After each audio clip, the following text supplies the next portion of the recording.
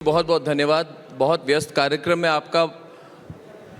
आपके ministerial responsibilities तो है ही, मगर आपने रिपब्लिक भारत को समय दिया है, इसके लिए बहुत बहुत धन्यवाद। Thank you very much. मेरा सौभाग्य है और रिपब्लिक का श्रोता भी हूँ।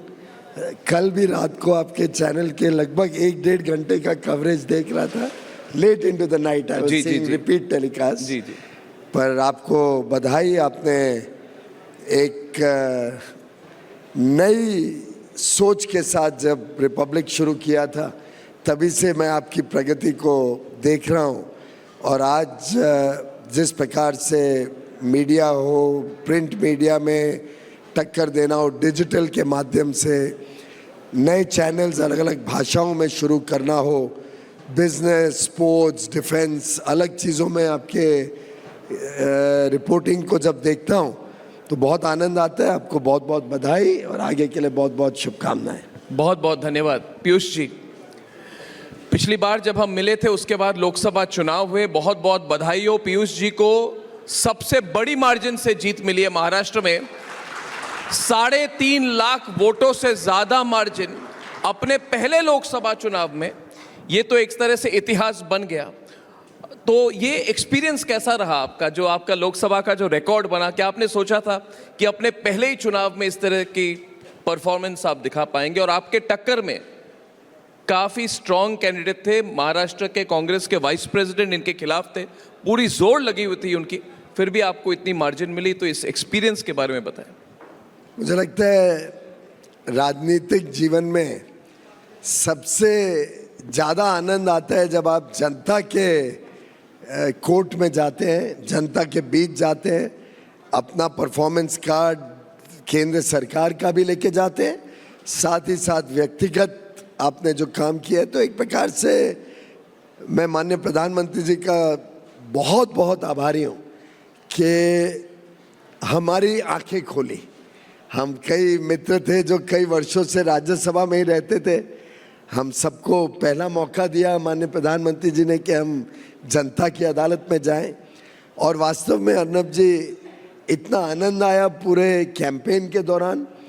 और ये विजय अगर आप देखें, और मेरे पूरे कैंपेन के दौरान मेरा फोकस ये था कि मैं लोगों तक माननीय प्रधानमंत्री जी की सोच, जो 5 प्रण उन्होंने देश के समक्ष रखे हैं 15 अगस्त 2022 को, जो विकसित भारत का संकल्प लेके प्रधानमंत्री जी निकले हैं, और किस प्रकार से बड़ी दूरदर्शी सोच के साथ उन्होंने अर्थव्यवस्था को भी मजबूत किया, गरीबों के जीवन में नए आवाम लाए, नए तरीके के काम के साथ हर व्यक्ति को, हर परिवार को आत्मनिर्भर बनाने के लिए ठोस कदम उठाए, ईमानदार सरकार दी देश को, जो अपने आप में शायद अधिकांश देशवासियों ने हिम्मत ही छोड़ दी थी, कभी उम्मीद भी नहीं की थी कि ईमानदार सरकार 10 वर्ष तक देश में आएगी।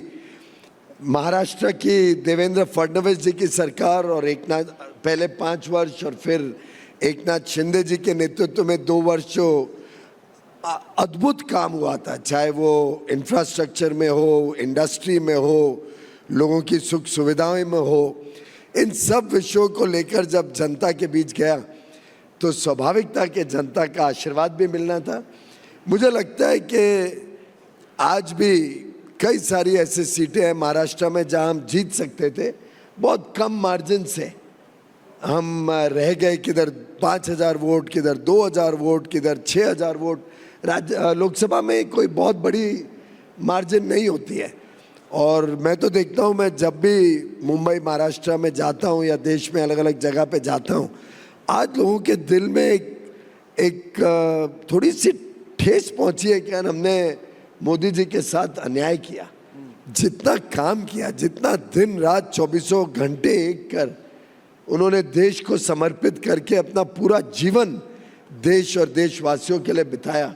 मुझे लगता है कि जब भी मैं आज किधर जाता हूँ, लोगों में ये भावना तो जरूर है कि थोड़ा और मेहनत करते, थोड़ा और हम बाहर निकल के वोट डालते, जो लोग रह गए, थोड़ी और संवेदना के साथ चिंता करते देश की, तो शायद एक चित्र अलग होता। और आज हरियाणा के चुनाव जब हम देखते हैं तो मुझे लगता है वो साफ नजर आता है कि प्रधानमंत्री मोदी जी के काम के ऊपर फिर एक बार जनता ने अपना मोहर लगाया। आपको लगता है बीजेपी के वोटर ने टेकन फॉर ग्रांटेड कर लिया था 400 पार, और वो शायद एक फैक्टर था इस बार, क्योंकि महाराष्ट्र में भी आपको 23 से 9 सीटें तक आप सिमट गए, तो ये देखिए, टेकन फॉर चुनाव में ग्रांटेड अलग अलग अप्रोच था। फैक्टर्स होते हैं। जैसा मैंने कहा, हम 11 सीटों पे ऐसे मार्जिन से हारे हैं, 2-2.5% वोट इधर उधर हो जाते तो हम जीत जाते 11 सीटें, सिर्फ बीजेपी की बात कर रहा हूं।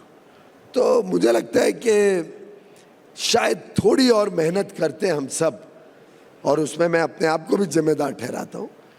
प्रधानमंत्री मोदी जी के काम को हम जनता तक थोड़ा और ज़्यादा उत्साह के साथ लेके जाते, थोड़ा और ज़्यादा जनता में भी ये भावना होती कि हमने वोट डालने जाना है। मुझे विश्वास है अगर वोट डालने निकलते तो मोदी जी को ही वोट करते।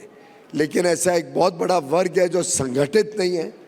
विपक्ष ने अपने जो वोट बैंक की अपीजमेंट पॉलिटिक्स, तुष्टीकरण की राजनीति थी, उसको बहुत आगे बढ़ाया, और कुछ पार्टियों ने अपने सिद्धांत छोड़ दिए। अब वो बाटा उद्धव ठाकरे जी की पार्टी जो हर बार बात करती थी कि राष्ट्रवादी ताकतों के साथ वो रहेंगी, उन्होंने तो पूरी तरीके से घुटने टेक दिए और ऐसी पार्टियों के साथ मिल गए जो देशभक्ति से बहुत दूर रहते हैं। तो मुझे लगता है कि अब जनता में वो जागरूकता आ गई है। अब जनता चूक नहीं करेगी, गलती नहीं करेगी। अब पूरा फोकस जो हरियाणा के बाद महाराष्ट्र पर है। बहुत बड़ा राज्य है, मगर पिछले लोकसभा चुनाव में 48 में से सिर्फ 17 सीटें आपको मिली, और आपके हर जो महायुति के जितने अलायंस थे उनकी परफॉर्मेंस उतनी अच्छी नहीं थी। आपका प्रेडिक्शन क्या है? क्या हरियाणा का एक इम्पैक्ट होगा, हरियाणा की जीत का एक इम्पैक्ट होगा?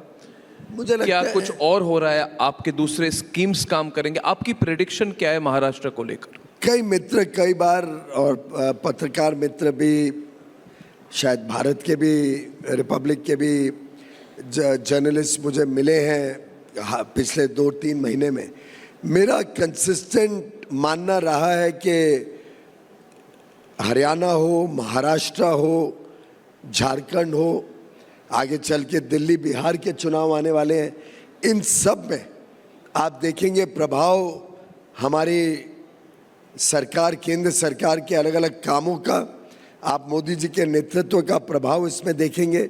आपको एहसास होगा कि बहुत बड़ा वर्ग है जो ज़्यादा उत्साह के साथ बाहर आएगा, वोट करेगा, क्योंकि उन्हें सबको आज लगता है कि अच्छी डबल इंजन की सरकार हो, ऐसी सरकार जो केंद्र के साथ कंधे से कंधा मिलाकर देश को विकसित भारत बनाने के लिए काम करे। ऐसी सरकारें जैसे दिल्ली की सरकार है या झारखंड की सरकार है।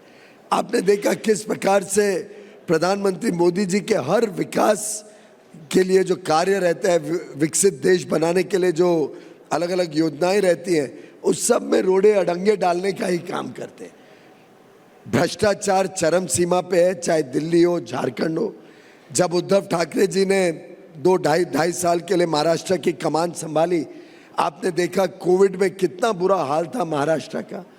लोगों ने देखा कैसे महाराष्ट्र